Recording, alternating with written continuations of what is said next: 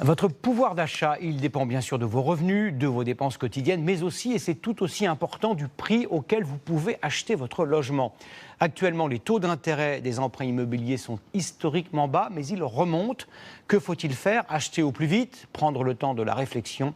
Suivez les sages conseils de Julien Roux, Corinne Chevreton et Simon Humblot. Maëva, 25 ans, cherche à acheter son premier appartement dans le Val-de-Marne. 350 mètres du RER. Il y a la plupart des commerces, c'est le gros avantage. Avec la remontée des taux immobiliers, elle ne compte pas perdre de temps pour contracter son crédit. J'ai commencé à me renseigner, on m'a expliqué que les taux tendaient à augmenter. Donc c'est pour ça que je me suis mis en recherche rapidement pour essayer de ne pas subir les conséquences de ça, donc avoir à réduire mon budget. Comme elle, de nombreux clients de cet agent immobilier sont pressés d'acheter. Il y a un petit côté urgence où ils disent autant acheter maintenant.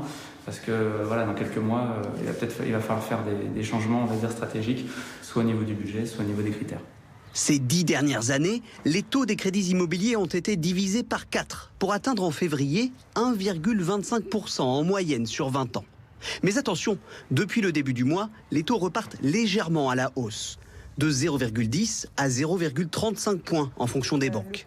Alors, serait-ce le début de la fin des taux bas ? Ce mouvement de hausse des taux, il est inéluctable, il est lié aussi à la reprise économique.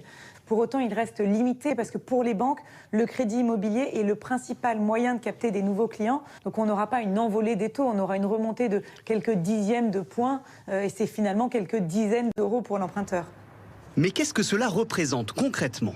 Sur un crédit de 200 000 euros sur 20 ans, si les taux remontent de 0,25%, scénario le plus probable cet été, la mensualité passerait de 924 à 947 euros, soit 23 euros de plus. Allez, messieurs, dames. Il est donc encore temps d'acheter. Et c'est ce que comptent faire Félix et Marion. Propriétaires d'un appartement, ils cherchent un pavillon avec jardin en Seine-et-Marne. Ça va faire à peu près un an, un peu plus d'un an qu'on cherche et vu l'état actuel des prix, en fait les prix sont très élevés, on a du mal à trouver vraiment ce qu'on veut. Plus que la hausse des taux, c'est la flambée de l'immobilier qui pose problème. Cette année, les prix des logements anciens devraient encore progresser de 4%.